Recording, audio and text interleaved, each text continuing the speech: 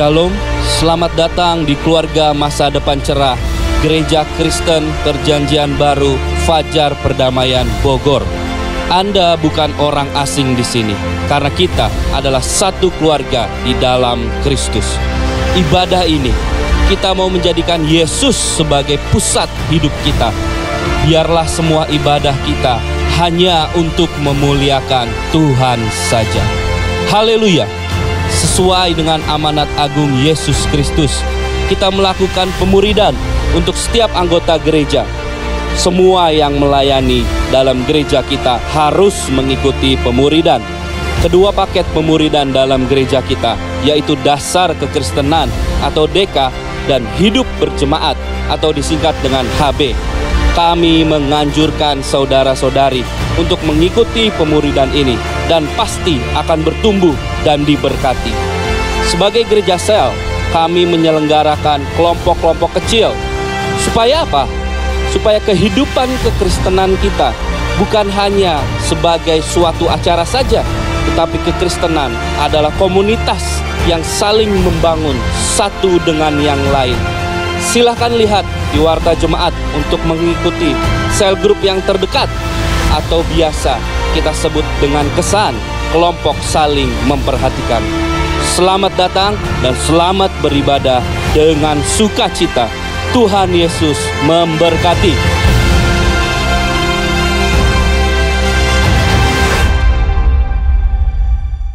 Shalom teman-teman semuanya. Shalom, apa kabar? Kembali lagi di ibadah kita pada hari ini, di ibadah Instan Youth. Yuk teman-teman, kita hari ini mau lebih lagi puji dan kita mau lebih lagi sukacita teman-teman. Walaupun teman-teman saat ini kita ada di rumah masing-masing, kita terhalang tuh sama keadaan, tapi kita percaya kita mau lebih lagi sukacita buat puji dan sembah Tuhan. Yuk kita sama-sama nyanyikan pujian ini dengan lebih bersemangat lagi. Sama-sama tepuk tangan ya teman-teman.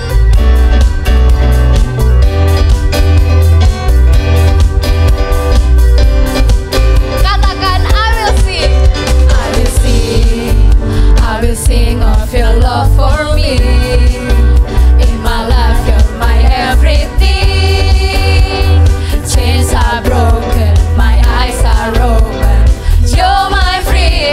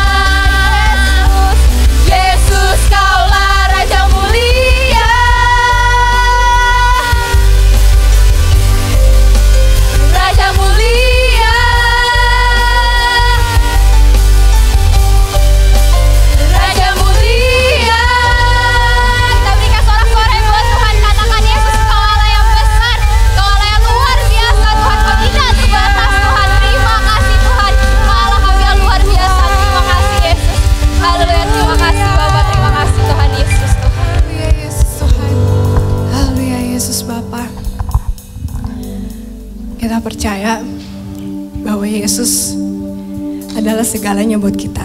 Yes. Amin. Amin. Even when kita sekarang nggak tahu apa yang harus kita lakukan, mungkin kita nggak bisa ngelihat ke depannya seperti apa, tapi Tuhan tetap punya janji dan Dia nggak pernah bohong. Dia Allah yang setia. Jesus is the way maker. Jesus is the way maker. Mari kita percaya. Mari kita terus berharap sama Tuhan. Sekalipun kita belum melihat apa-apa sekarang, tapi mari kita terus memandang Yesus. Kita arahkan wajah kita sama Yesus. Dan kita nantikan pertolongan Tuhan yang luar biasa akan terjadi di hidup kita. Yesus Tuhan.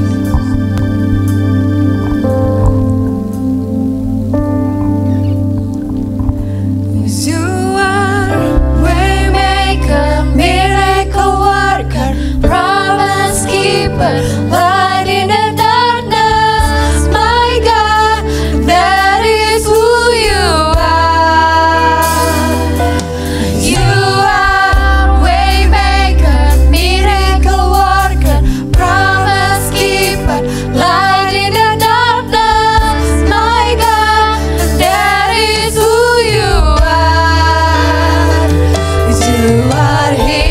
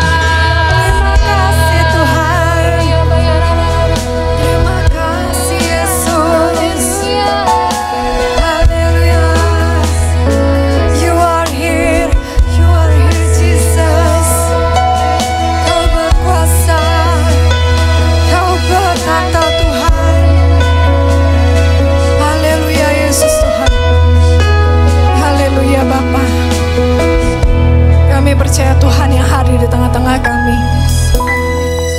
Tuhan yang telah melawat setiap kami. Tuhan yang berperkara di dalam kehidupan kami. Ini hati kami Tuhan. Kami mau bawa kepadamu lebih dalam lagi Tuhan Yesus. Kami membuka pikiran kami, hati kami Tuhan, telinga kami untuk mendengar firman-Mu. Kami percaya Tuhan Yesus, Tuhan yang mengurapi pembicara hari ini. Kami percaya Tuhan yang telah berbicara kepada pembicara kami, dan Tuhan yang akan berbicara sendiri kepada kami. Tuhan melawat, Tuhan bekerja secara luar biasa. Berikan pada kami hati yang lembut, hati yang mau mendengar setiap firman-Mu. Ajar kami Tuhan untuk duduk diam di bawah kaki-Mu saja Tuhan Yesus. Terima kasih Bapa, terima kasih Tuhan Yesus. Kami menyerahkan acara selanjutnya kepadamu. Di dalam nama Tuhan Yesus kami berdoa dan mengucap syukur. Haleluya. Amin. Halo semuanya, berjumpa lagi dalam ibadah online. Tetap bersemangat, tetap bersuka cita. Sebelum kita mendengarkan firman Tuhan, sama-sama kita berdoa. Bapak yang mengucap syukur untuk hari ini Tuhan. Terima kasih karena penyertaan Tuhan atas setiap kehidupan kami. Kami percaya hari ini juga Engkau berada bersama dengan tangan kami, dan Engkau mau berbicara bagi setiap kami secara pribadi. Mari buka setiap telinga kami, buka setiap hati kami. Kami percaya firman-Mu akan mengubahkan kami Tuhan. Terima kasih Bapa. Kami mengucap syukur di dalam nama Yesus kami berdoa. Amin. Hari ini kita berbicara tentang, kita baru merayakan Paskah. Kita merayakan Tuhan Yesus yang mati buat kita, yang mencurahkan darahnya buat kita. Nah, waktu Paskah, murid-murid merasakan apa rasanya ditinggalkan. Nah, hari ini kita berbicara tentang left but not alone. Ditinggalkan tapi tidak merasa sendirian. Nah, teman-teman mungkin pernah ngerasain ditinggalin ya. Mungkin ditinggalin teman, mungkin ditinggalin saudara, mungkin juga ditinggalkan oleh orang tua. Kita merasa, aduh kok ditinggal. Kita merasa kosong, kita merasa sedih. Nah, ini juga yang dirasakan, yang dialami oleh murid-murid Tuhan Yesus. Waktu Tuhan Yesus mati di kayu salib, mereka seperti kehilangan harapan. Mereka seperti, aduh, Tuhan kita udah mati, guru kita mati, guru kita disalibkan, guru kita udah wafat, kita mau ngapain lagi? Kita mau bagaimana sekarang? Dan waktu Tuhan Yesus dikuburkan, mereka seperti kehilangan harapan. Tapi waktu Tuhan Yesus bangkit, mereka seperti ada harapan yang baru. Tapi Tuhan Yesus bilang, aku tidak akan lama bersama dengan kamu. Aku akan naik ke surga. Murid-murid, aduh, baru ketemu lagi, udah mau ditinggalin lagi. Gimana dong kita nanti? Kalau guru kita udah naik ke surga, kita harus bagaimana? Nah, teman-teman, dalam kehidupan kita mungkin sering akan merasakan perasaan-perasaan seperti ini. Perasaan seperti kita ditinggalkan, perasaan seperti kita masuk ke dalam suatu padang belantara. Saya pernah baca, waktu awal-awal saya kenal Tuhan, waktu saya awal-awal masih berapi-api nih buat Tuhan, lagi menyala-nyala kasih mula-mula, saya baca satu buku yang berbicara tentang padang gurun. Ada yang disebut dengan padang gurun rohani, dan semua orang Kristen akan mengalami. Kita melihat juga di dalam Alkitab, orang-orang mengalami hal seperti ini. Saya dulu pikir, nggak mungkin lah. Buat apa kita masuk padang gurun? Orang Kristen kan diajarkan kalau kita itu hidup selalu naik, diberkati, sukacita. Tapi dalam kenyataannya, tidak selamanya keadaan kita tuh selalu menjadi keadaan yang sangat baik-baik saja. Semuanya jadi, semuanya berjalan dengan lancar. Tapi ada kadang-kadang kita waktu-waktu kita merasa seperti kita ditinggalkan. Ada waktu kadang-kadang kita seperti sendirian. Nah, saya ingat waktu dulu saya pernah ke Garut dengan Pastor Fu. Itu pertama kalinya saya jalan perjalanan yang jauh dengan Pastor Fu. Waktu itu saya masih kuliah. Nah, waktu perjalanan pulang, karena kita nggak menginap di Garut, kita berangkat dari Bogor pagi dan pulang waktu sore hari. Jadi sampai di Bogornya itu udah malam sekali gitu, udah malam hari gitu. Sepanjang perjalanan teman-teman saya udah tidur gitu. Saya nggak tidur karena saya nemenin Pastor Fu yang nyetir. Akhirnya saya dengerin gitu, beliau cerita apa ya. Sama-sama kita kan sebenarnya sama-sama orang pendiam ya, sama-sama orang yang bukan pintar berbicara gitu. Nah, saya diem aja jadinya. Tapi Pastor Fu membuka percakapan. Kamu suka apa hobinya? Saya suka baca, saya bilang. Oh, pernah baca bukunya John Maxwell, kata dia. Belum pernah sih, saya bilang. Nah, dia cerita, buku ini saya bagus sekali, buku yang baru saya baca. Judulnya adalah sukses itu bukan suatu pencapaian, tapi sukses itu adalah perjalanan, kata dia. Wah, ini pengertian yang baru buat saya. Maksudnya gimana? Jadi sukses itu orang berpikir bahwa kalau kita sukses itu adalah kita mencapai sesuatu. Mungkin kita dapat karir yang bagus. Mungkin waktu kita lulus misalnya dengan nilai yang terbaik, itu adalah kita sukses. Nah, tapi ternyata pengertian sukses yang benar adalah sukses itu adalah suatu perjalanan. Sukses itu adalah bukan pencapaian dan kita berhenti di situ. Banyak orang berpikir bahwa kalau saya mencapai ini, saya sukses. Tapi ternyata saya dapat pengertian dari situ. Sukses itu adalah suatu perjalanan. Semua prestasi-prestasi yang kita alami, yang kita raih, itu adalah milestone. Cuma sekedar penanda jalan sebenarnya. Nah, sama dengan keadaan kita juga. Waktu kita mengalami hal-hal yang tidak enak, waktu kita mengalami padang gurun ini, kita bukannya berarti kita menganggap, waduh, hidup kita tidak sukses, hidup kita gagal. Tapi kita anggap ini sebagai suatu milestone, suatu perjalanan, bahwa kita sedang menuju hal yang lebih baik. Nah, saya ingat juga, kenapa saya diingatkan lagi tentang padang gurun ini. Padang gurun ini bukan hukuman.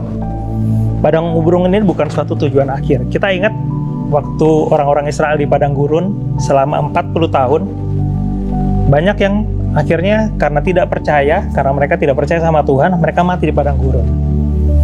Tapi Musa, ada Yosua, ada Kaleb, mereka percaya bahwa ini adalah bukan akhir perjalanan mereka. Mereka sedang berjalan menuju tanah perjanjian. Jadi waktu kita mengalami hal-hal yang tidak enak, waktu kita mengalami padang gurun, waktu kita mengalami kekeringan, kita tidak berhenti di situ, teman-teman. Tapi kita terus berjalan. Ini bukan hukuman dari Tuhan. Banyak orang berpikir, oh mungkin karena kamu dosa, kamu dihukum Tuhan mungkin kamu ngalamin ini karena ya kamu udah melanggar firman Tuhan. Nah, teman-teman, kejadian ini bukan dari kita dosa. Kalau kita misalnya berdosa, kita berpikir, kenapa saya mengalami kekeringan? Kenapa saya mengalami ini? Kita bisa cek hati kita. Apa kita melakukan hal yang bersalah? Apa kita salah sama Tuhan? Apa kita melakukan dosa? Kalau kita tidak melakukan dosa, nah percaya teman-teman bahwa ini adalah bukan hukuman dari Tuhan, tapi ini adalah proses dari Tuhan. Saya ingat pertama kali saya bertemu dengan gembala konsulen kita yang pertama, Pak Sony. Waktu itu kita ikut youth yang ada acara retret besar waktu itu di Anyer, yaitu Impetus namanya. Saya ingat sekali, saya pertama kali ketemu dengan Pak Sony, dan Pak Sony menyampaikan tentang kekeringan rohani ini, tentang padang gurun rohani seperti ini. Dan saya ingat sekali, saya yang akhirnya tinggal di tempat waktu orang-orang sudah pergi, saya samperin Pak Sony, saya mau bertanya Pak Sony, kalau saya mengalami ini, bagaimana Pak? Apa saya harus mundur dari pelayanan? Apa saya harus koreksi diri dulu atau bagaimana? Saya ingat Pak Sony bilang jangan mundur dari pelayanan, tetap maju dalam Tuhan. Nah teman-teman, kita mungkin saat ini kita mengalami hal-hal yang seperti saya bilang tadi, mengalami sepertinya kekeringan rohani, mengalami sepertinya kita ada di tempat yang benar-benar itu, wah nggak enak banget deh. Kita seperti tinggalin sama Tuhan. Saya ingat pertama kali ngalamin ini juga, berdoa itu saya sepertinya udah nggak ngerasain Tuhan dengar apa enggak, saya nggak tahu. Saya waktu pertama kali bertobat itu masuk ke dalam gereja yang alirannya karismatik kan teman-teman ya. Dan teman-teman tahu waktu saya bertobat itu dalam kondisi itu kebangunan rohani di mana-mana. KKR itu hampir tiap minggu itu ada. Kita yang ngerasain namanya kalau berdoa, kita nyembah Tuhan. Waktu kita ibadah ngerasain, hadirat Tuhan, badannya merinding atau seperti apa, gemetar seperti apa, kita ngerasain gitu. Dan itu yang malah jadi, akhirnya saya jadi patokan bahwa kalau saya bisa merasain hadirat Tuhan, berarti Tuhan hadir. Kalau saya nggak bisa merasain hadirat Tuhan, Tuhan nggak ada, Tuhan nggak hadir. Dan ternyata Tuhan mengubahkan itu semuanya. Tuhan mengajar saya untuk saya tidak tergantung sama perasaan saya. Waktu saya doa, waktu saya nyembah Tuhan, saya nggak tergantung bahwa aduh Tuhan ada apa enggak, Tuhan hadir apa enggak. Tapi Tuhan bentuk saya untuk saya percaya bahwa apapun yang saya rasakan, saya merasakan hadirat Tuhan atau tidak, Tuhan tetap hadir. Nah, teman-teman, padang gurun itu untuk apa sih Tuhan kasih buat kita? Kenapa Daud mengalami, dia di padang gurun juga, menggambarkan kambing domba, mengalami apa yang namanya berkelahi dengan singa, berkelahi dengan beruang. Orang-orang Israel juga mengalami, mereka 400 tahun dijajah oleh Mesir, diperbudak oleh Mesir. Mereka nggak bisa protes sama Tuhan. Mereka 400 tahun, mereka mungkin berpikir, Tuhan, kita udah berdoa, kita udah minta sama Tuhan untuk dibebaskan dari tanah Mesir. Kenapa Tuhan nggak kirimkan pembebas? Waktu akhirnya Musa datang, mereka udah pikir, wah, kita akhirnya diselamatkan, kita akhirnya dibebaskan. Tapi ternyata Tuhan proses Musa juga, 40 tahun dia masuk ke dalam padang gurun. Nah, teman-teman, padang gurun itu kenapa diberikan buat kita? Ternyata itu untuk melatih kita. Padang gurun itu untuk memurnikan kita. Padang gurun itu untuk memperkuat kita.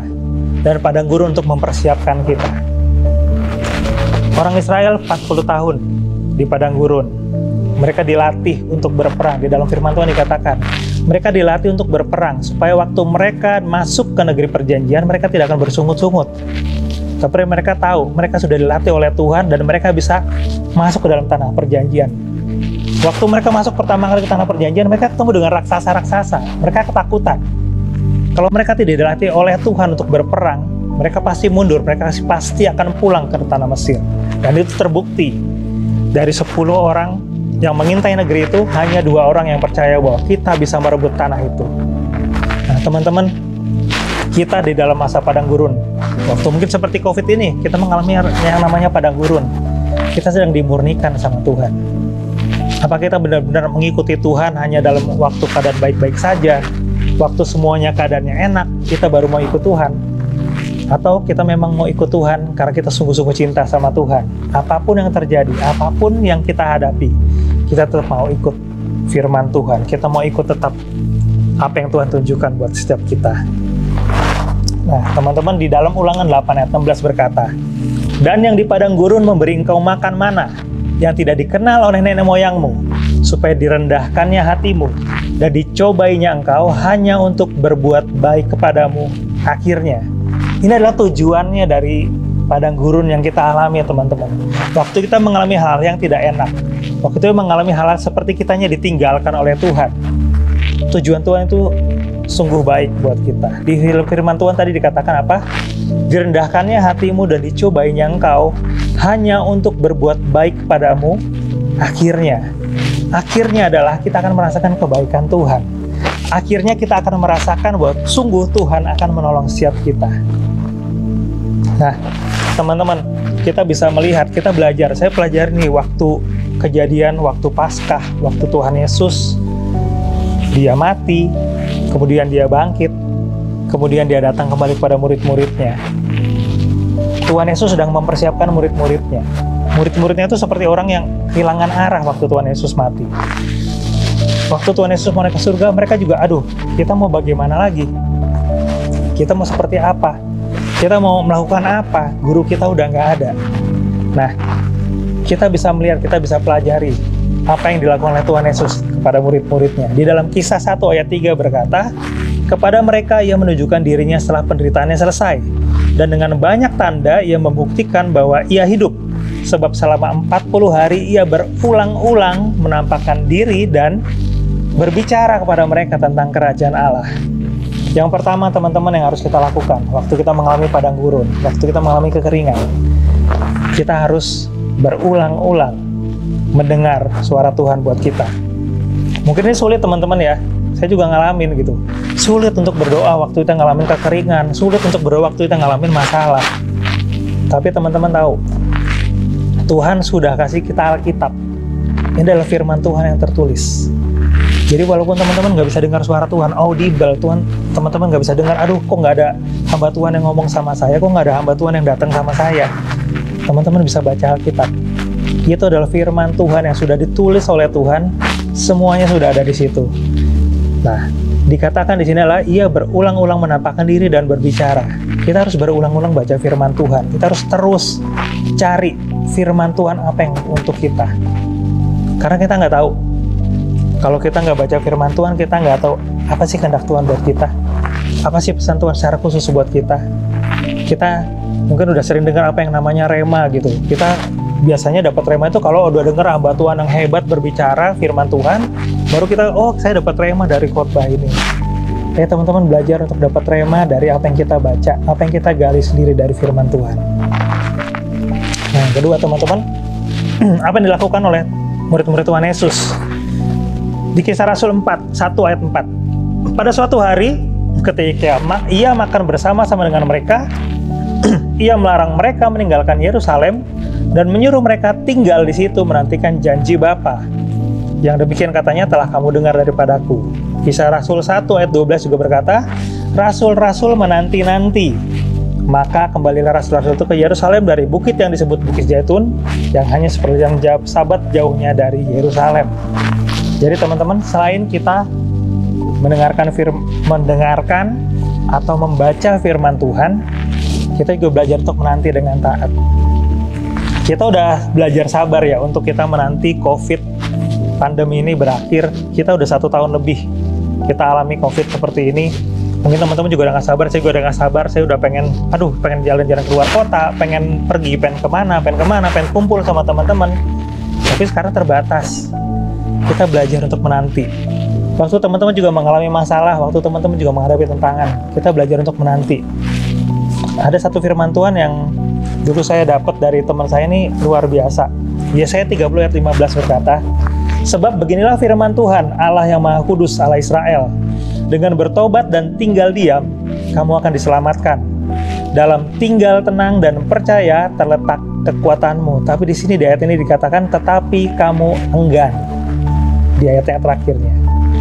Firman Tuhan berkata bahwa kita harus belajar untuk tinggal diam, tinggal tenang, dan percaya. Itulah terletak kekuatan kita, teman-teman. Waktu kita bilang, aduh Tuhan saya nggak mau, saya mau berjalan. Di firman Tuhan di ayat 16 berkata gitu, enggak, saya mau naik kuda yang cepat. Kamu akan hilang. Saya akan naik kuda yang tangkas. Lawanmu lebih tangkas lagi, kamu akan kalahkan. Teman-teman, kita nggak bisa dengan kekuatan kita sendiri. Firman Tuhan bilang, tinggal diam, tinggal tenang, dan percaya. Itu adalah letak kekuatan kita. Nah, yang ketiga teman-teman, di Kisah Rasul 1 ayat 14 berkata seperti ini. Mereka semua bertekun dengan sehati dalam doa bersama-sama. Nah, teman-teman, ini yang luar biasa dari kuasa doa. Saya belajar banyak dari doa ini. Nah, teman-teman mungkin pernah dengar ya, kenapa sih doa itu nggak boleh laki-laki yang lawan jenis gitu ya, laki-laki mendoakan yang perempuan, perempuan mendoakan laki-laki. Kenapa nggak boleh gitu kan? Sebenarnya, oh ini mungkin hukum Taurat, mungkin kita pegang hukum Taurat. Enggak, teman-teman. Karena itu udah rahasia dari doa yang kita nggak boleh sembarangan pakai gitu ya. Kenapa? Doa itu menimbulkan keintiman, teman-teman. Keintiman dengan siapa? Kita berdoa bersama-sama. Tadi seperti di ayat firman Tuhan tadi katakan ya, mereka semua bertekun dengan sehati dalam doa bersama-sama. Waktu mereka berdoa timbul keintiman, timbul kedekatan, timbul kesehatian, teman-teman. Nah, doa itu kita bisa intim dengan teman doa kita, atau kita juga intim dengan siapa kita berdoa, yaitu Tuhan kita. Ini yang kita pakai, teman-teman. Makanya firman Tuhan mungkin teman-teman pernah dengar ya, kasihilah musuhmu dan doakanlah mereka yang menganiaya kamu. Kenapa, teman-teman? Kenapa harus kita mendoakan orang yang menganiaya kita? Karena doa tadi menimbulkan keintiman. Waktu kita berdoa untuk orang lain, walaupun orang itu kita benci, walaupun orang itu menganiaya kita, akan timbul keintiman, akan timbul kasih, muncul dari situ. Nah, teman-teman, ini adalah rahasia yang harus kita gunakan. Saya percaya waktu kita belajar untuk dekat sama Tuhan, waktu kita belajar firman Tuhan, kita juga akan diajak untuk lebih dekat lagi sama doa. Teman-teman, kita udah dikasih fasilitas banyak banget di dalam gereja ini. Kita ada doa Rabu, kita ada doa Fajar, kita ada doa jemaat. Nah, teman-teman pakai untuk belajar lebih intim lagi sama Tuhan, belajar untuk dengar suara Tuhan. Itu kita mulai dari mana? Kita belajar untuk berdoa, teman-teman. Nah, itu juga tadi yang disebutkan dalam firman Tuhan, sehati dalam doa bersama-sama. Teman-teman punya cell group, teman-teman punya saudara seiman. Ayo bersama-sama saudara seimannya, sama-sama berdoa dalam kesehatian, dalam ketekunan. Kita percaya waktu kita sama-sama berdoa bersama-sama, kita akan mengalami hal yang keempat ini. Kita akan terima janji Bapa. Dalam Kisah 2 itu dikatakan bahwa waktu mereka berkumpul bersama-sama, waktu mereka sudah sehati, mereka sudah berdoa, mereka terima janji Bapa. Apa yang dijanjikan oleh Bapa? Mereka terima kuasa dari Roh Kudus. Mereka terima kepenuhan dari Roh Kudus. Nah, teman-teman, mungkin hari ini teman-teman saya bukan menantikan kepenuhan Roh Kudus. Saya menantikan banyak banget doa-doa saya yang belum dijawab sama Tuhan. Teman-teman, lakukan 3 hal yang tadi saya sebutkan di awal. Kita belajar untuk mendengarkan suara Tuhan. Kita belajar untuk kita berdoa. Kita belajar untuk kita menanti dengan taat. Saya percaya waktu kita melakukan hal ini, kita akan ngalamin bahwa Tuhan akan menyatakan janjinya buat kita semua. Ada satu ayat yang luar biasa di Yohanes 14 ayat 18. Aku tidak akan meninggalkan kamu sebagai yatim piatu, aku datang kembali kepadamu. Nah, teman-teman, walaupun kita ngalamin apa yang namanya seperti kekeringan rohani, kita mengalami seperti kita ditinggalkan, kita mengalami sepertinya kita mengalami di dalam padang gurun. Tapi janji firman Tuhan adalah, aku tidak akan meninggalkan kamu sebagai yatim piatu, aku datang kembali kepadamu.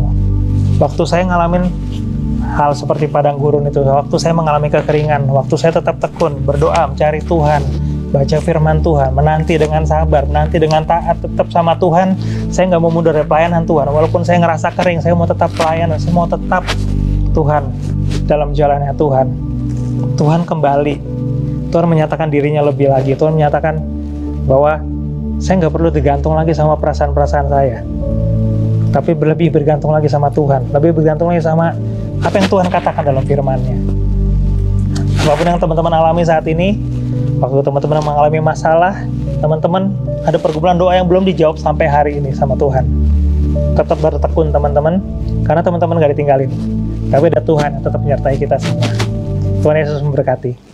Yes, sangat diberkati sekali untuk firman Tuhan yang dibagikan hari ini. Masih diberkati ya? Amin. Yes, mantap banget. Sekarang tiba saatnya untuk kita memberikan persembahan. Mari kita boleh siapin bisa lewat OVO atau GoPay atau rekening yang tertera di layar. Sambil aku bacakan di kitab 1 Tawarik 16 ayat 29. Berilah kepada Tuhan kemuliaan namanya, bawalah persembahan dan masuklah menghadap Dia. Sujudlah menyembah Tuhan kepada Tuhan dengan berhiaskan kekudusan. Amin. Siap memberikan persembahan? Siap ya? Mari kita berdoa. Tuhan Yesus, terima kasih, kami ucap syukur untuk hari ini kami boleh memuji Engkau, menyembah Engkau, dan kami boleh mendengar setiap firman-Mu. Terima kasih untuk setiap kebaikan-Mu Tuhan. Dan saat ini kami memberikan persembahan, kiranya setiap persembahan ini boleh memberkati pekerjaan Tuhan di gereja ini Tuhan. Dan kami percaya Tuhan yang bersuka, Tuhan yang senang dengan setiap persembahan yang kami berikan Tuhan. Terima kasih Bapak, kami siap untuk memberikan dengan sukacita di dalam nama Tuhan Yesus kami berucap syukur. Haleluya, amin.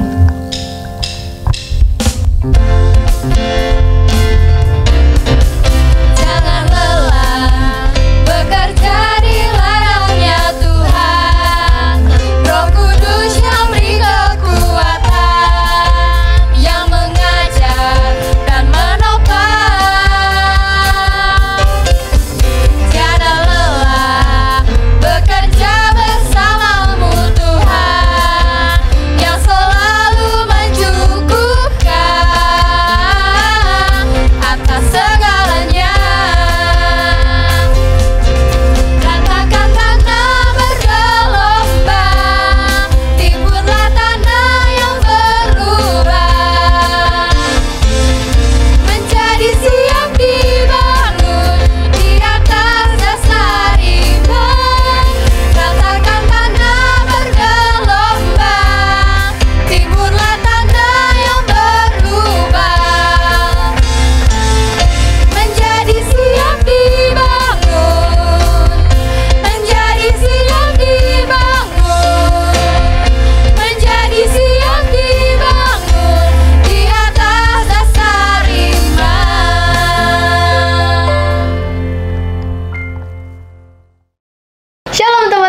kita tetap semangat untuk berbuah di masa kini ya teman-teman, dan jadi berkat juga. Nah, minggu depan nih teman-teman, kita akan ada ibadah seperti biasa. Kita tetap setia untuk beribadah ya teman-teman ya. Nah, untuk minggu depan kebaktian akan dilakukan lewat channel YouTube MDC Bogor Online, channel kesayangan kita. Oke, nah setelah itu untuk kebaktian ya minggu depan kita akan dilayani oleh Pastor Sarah dari Makassar pasti akan memberkati kita semua. Tetap semangat ya teman-teman buat kesan online-nya. Mari terus bertumbuh dalam komunitas yang membangun. Ayo teman-teman, kita bergabung di dalam doa Teens and Youth untuk Bogor setiap Kamis dan Sabtu sore dan Minggu siang, untuk BSD dan Depok setiap Kamis malam. Untuk info lebih lanjut, hubungi info kontak person di layar ya. Mari mengenal rencananya untuk gerejanya. Sekian pengumuman, Tuhan Yesus memberkati.